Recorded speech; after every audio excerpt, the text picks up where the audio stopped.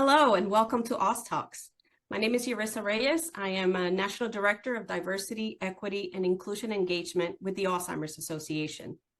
The mission of the Alzheimer's Association is to lead the way to end Alzheimer's and all other dementia by accelerating global research, driving risk reduction and early detection, and maximizing quality evidence-based care and support. Today, we'll be talking about the importance of including underrepresented populations in dementia research.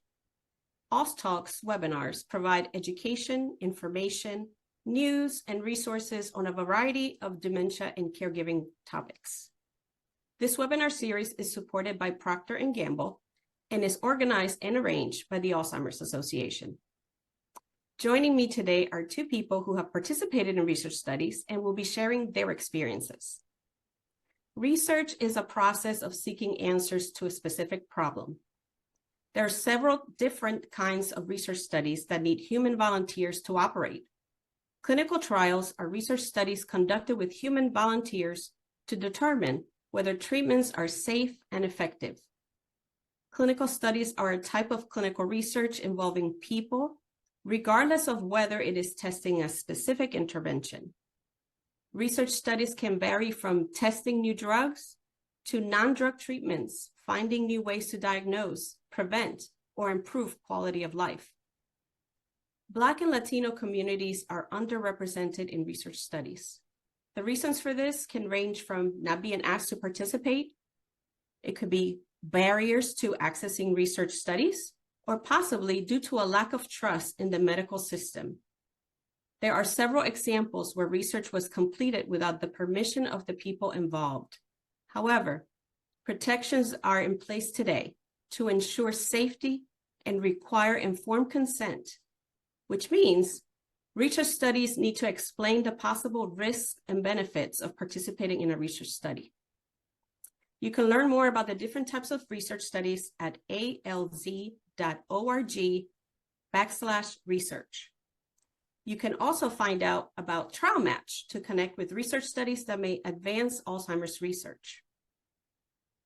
Now, I would like to introduce our panelists and learn from their lived-in experiences participating and considering participation in research studies. First, I would like to introduce Ms. Gloria Besley, joining us today from Pennsylvania. Ms. Gloria has been involved in research studies for the last 19 years. Next, we have Mr. Tony Wayford, joining us today from California. Mr. Tony has a unique perspective as he has not only been a part of research studies, but is now involved in recruitment efforts. Welcome, Gloria and Tony. It's so good to see you today. Thank you. Let's start with you, Ms. Gloria. Please tell me a little bit about yourself and how you became interested in participating in research. I looked at clinical research when I was age 60, and I started having some symptoms of arthritis, like nodules on my fingers, and I was looking for answers. And I talked to my general practitioner, and he told me that that was a part of wear and tear and getting older.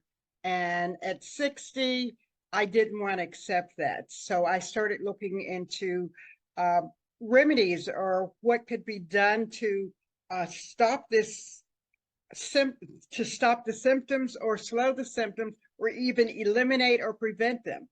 And that's how I got involved in research and in clinical trials. Thank you, Ms. Gloria. How about you, Tony? Tell me, how did you become involved in research studies? I got involved in research because I started actually working in HIV and realizing that there wasn't enough people being involved in testing and treatment and care. And as I basically would use concert tickets as an incentive to get people in the community, Black people in the community, to test. And it really worked well. And as a byproduct of that, I ended up going to a lot of meetings with scientists and researchers, and I listened to the things that they were doing.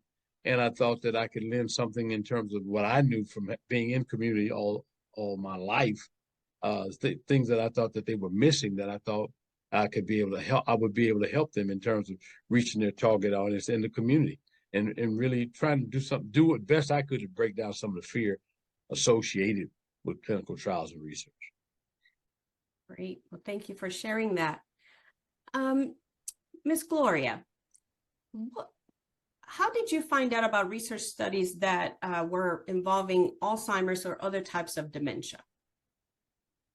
When I got involved with the Alzheimer's studies, it was because my husband was showing symptoms and he was in denial and he refused to accept a diagnosis of dementia. And I took him through several different programs. Well, I tried to get him to go in different programs simply because I felt that if you have the symptoms and they're early, that there may be a preventive process that you could get involved with. The Alzheimer's program was very interesting to me because many people who are diagnosed with dementia and Alzheimer's, they feel like it's a negative, well, it is a negative thing, but they feel like they don't want that diagnosis. They don't want to accept it because it's a stigmatism for them as a person. And it doesn't matter how young or how old you are. When you have those symptoms, I think it's something that you should at least attempt to find out if there is if there's a remedy, if there is something that you can do or make your life more meaningful. Thank you, Ms. Gloria.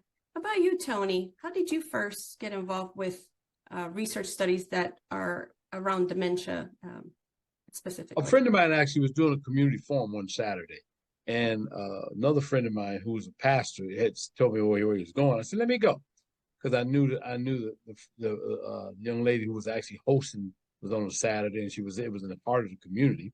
So I said, "Let me go check it out." And I went, and the principal investigator was a young Black girl. She was very, very good. She did a slide presentation. She wasn't afraid to answer tough questions because it was held at this place called the VFW, Veterans of Foreign Wars, which is primarily men. And it was right in the community. And I love the way she responded to the questions. I love the way she was able to intertwine research, historical negatives and positives around research. And then at that point, she was recruiting people to become part of the study. And I was extremely comfortable. And I thought that it would be a good time and a good place for me to get involved. One thing to work in terms of clinical trials and research and recruitment, but it's another thing to get involved yourself. And I thought that was the best opportunity I could have to not only talk about it, but to be about it. Thank you, Tony. Now, when you first thought about joining a research study, did you have any concerns or any experiences that you can share with us about the process when you first began and joined the research study? Any concerns at all, and how did you go about addressing them?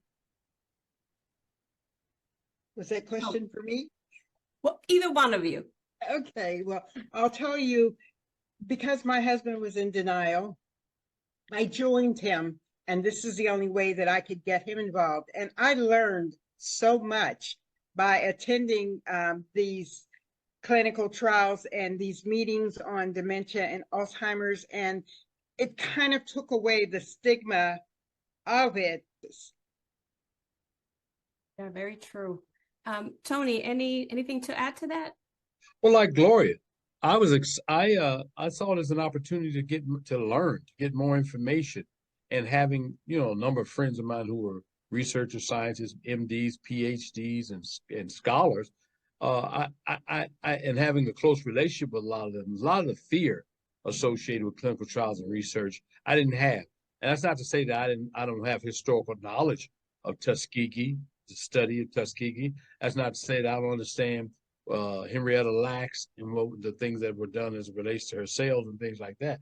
But I also knew that tremendous progress had been made in terms of people that looked like me being part of research and clinical trials.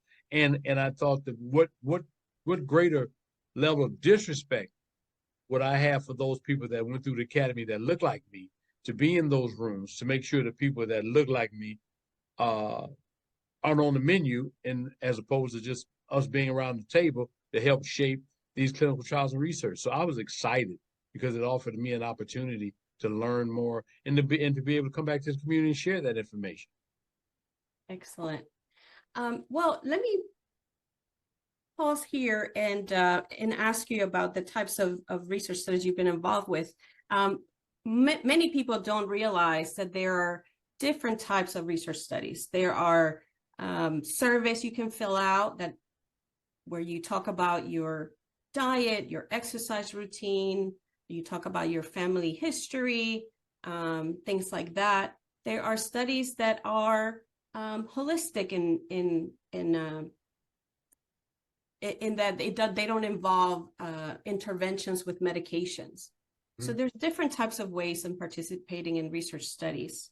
Ms. Gloria, let me start with you. Tell me a little bit about the process that you went through. Did you have to undergo any type of exam or testing, such as, a CT scan or a stress test, anything like that, before you were able to, enroll in the research study? The first research study that I was involved in that had to do with dementia was basically about Alzheimer's. But then when I came to Pittsburgh, they had a program on aging. And of course, they considered dementia as a part of aging. And I went through the process.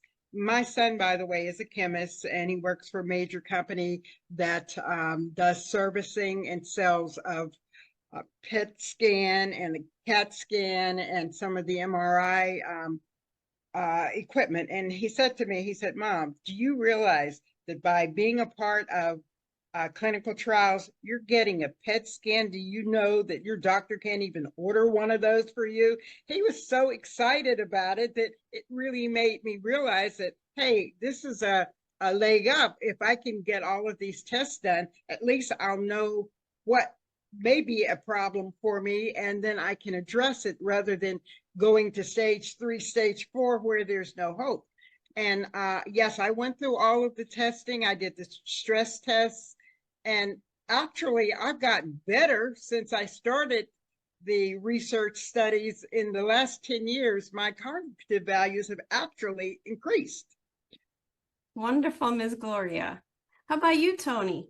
Gloria just stole all my thunder, just so you know. She's wonderful, isn't she? Yes, like Gloria, it was an easy process. I enjoyed the questionnaire prior to see if I qualified for the study. I enjoyed the questioning. It was really kind of really non-invasive because they did a little blood draw, but it was tantamount to a finger prick, like for diabetes. And like Gloria said, the fact that they did an MRI on my head and so many things that as Gloria just stated, that your doctor can't even order. And it was part of a process that actually, it helped you. I think for me, clinical trials teaches you not only. I think it's a unique and incredible partnership between your physician, your whoever's conducting the study, and whoever's participating in the study, because you form a partnership. You learn how to advocate for yourself. You learn how to have conversations with your doctor around in the trial. So then when you end up going to your normal doctor, your regular doctor, you become a little more comfortable in terms of how you dialogue with them and things like that. Because in the clinical trials, they're more in depth and have, the conversations are greater, richer. And unlike when you go to the regular doctor, when you go back in the room and they do your blood pressure and temperature, they're on the clock. So they're running in and they have a set amount of time. This particular when you're in trial, they take their time with you, and through that time, I think you learn how to advocate for yourself. So I think it was for me. I'm like Gloria. It was a fantastic experience, and it gave me an opportunity to come. It gave me information, which is most important, to come back and share with the community. Because if you're in the community, and I'm sure Gloria, just from looking at her, she's trusted in her community. A lot of people listen to her. And I think her participation, like my participation, helped break down some of the walls of the fear and the stigma associated with being involved in clinical trials and research. That's a great perspective, Tony, for sure. Miss Gloria, What would you say to someone who maybe is hesitant about joining a research study, or maybe they're on the fence? What would you say to someone who's considering participating but hasn't made that leap just yet? People are very inquisitive about clinical trials. And yes, there is a lot of fear.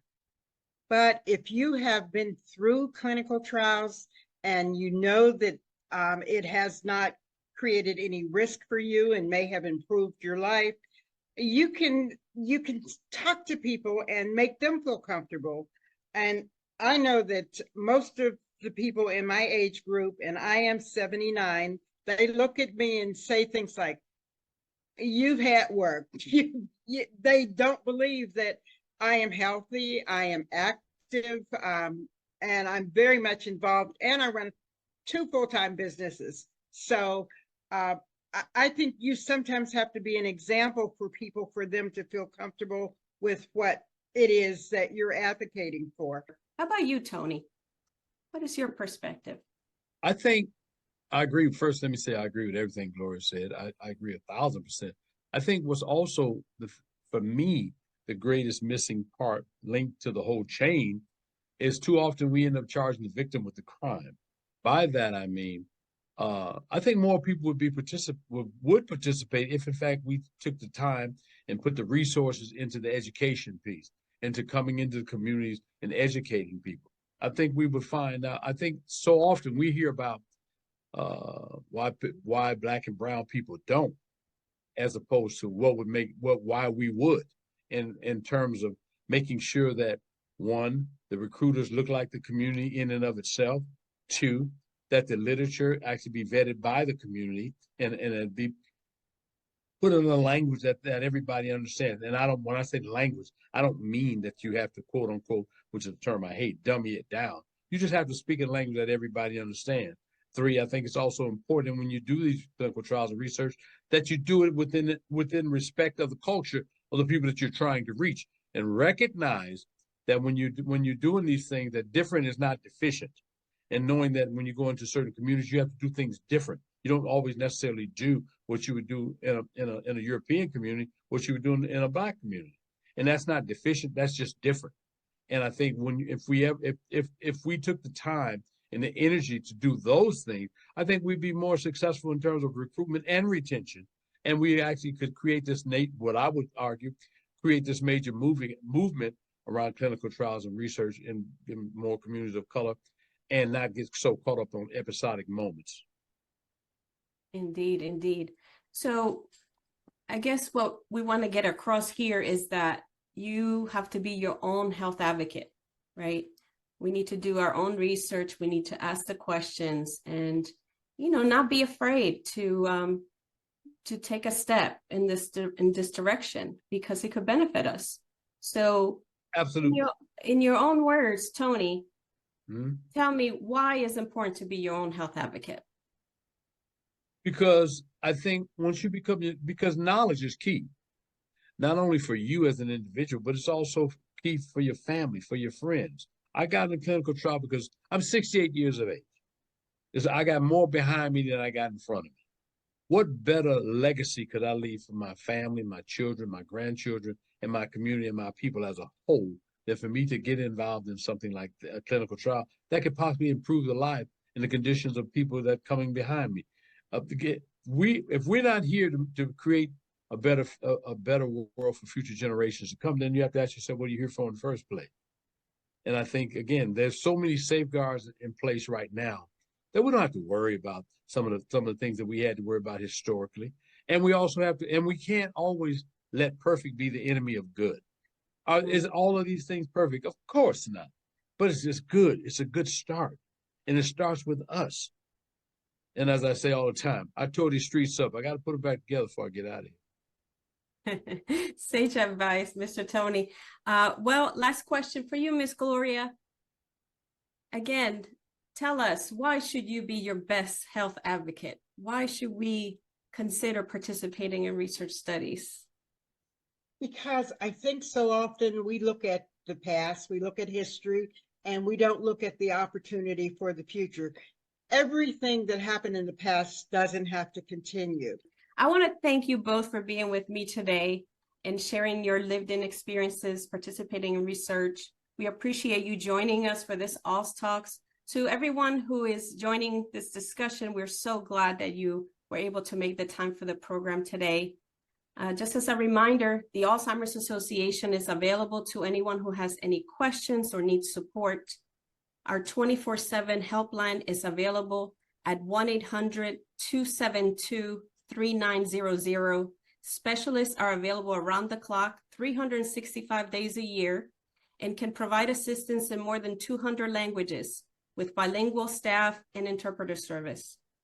They can help with things like learning about the symptoms of Alzheimer's and dementia, finding local programs and services. Additionally, our website, ALZ.org, has a wealth of information, including information about available treatments and a wide variety of tools and resources like our Community Resource Finder, Trial Match, which helps match research studies to what you're looking for, and support groups as well. As always, if you have any additional questions or are looking for more resources, feel free to email your questions to alztalks@alz.org. That's alztalks@alz.org. Thank you again for joining me, and have a great rest of your day. Thank you. Thank you.